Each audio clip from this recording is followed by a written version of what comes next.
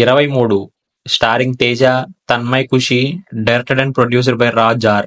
ఈ movie director ఎవరో కాదు, Mallesham and 80am metro movie fame Raju garu. ఈ మూవీ మే 16th థియేటర్ లో రిలీజ్ అయ్యి ఇప్పుడు అమెజాన్ ప్రైమ్ వీడియోలో అవుట్ సైడ్ ఇండియా స్ట్రీమ్ అవుతుంది. ఫ్యామిలీతో చూడొచ్చా అంటే ఎస్ చూడొచ్చు. మూవీలో ఎలాంటి అడల్ట్ కంటెంట్ లేదు. మూవీ రన్ టైం వచ్చేసరికి 2 hours 15 minutes. మూవీ చూసాక నాకు ఎలా అనిపించిందంటే పర్లేదు. రివ్యూ లాస్ట్ లో రేటింగ్ ఇస్తాను. Full detail review positives and negatives లో మాట్లాడుకుందాం. మన రివ్యూస్ ని అందరూ చూస్తున్నారు కానీ మన ఛానల్ ఎవరు సబ్స్క్రైబ్ చేసుకోవడం లేదు. మా ఎఫర్ట్ కి మీరు ఇచ్చే సపోర్ట్ అంటే సబ్స్క్రైబ్ చేసుకోవడమే. Please do subscribe our channel for more genuine reviews.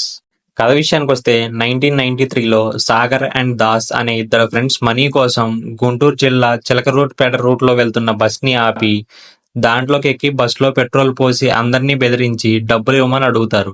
ఆ ప్రాసెస్ లో బస్ కి నిప్పంటుకొని 23 మంది సజీవ దహనం అవుతారు. అసలు ఎందుకు నిప్పంటుకుంది, సాగర్ అండ్ దాస్ కి మనీ అవసరం ఎందుకు వచ్చింది, చివరికి వాళ్ళు శిక్ష పడిందా లేదా అనేది రిమైనింగ్ స్టోరీ.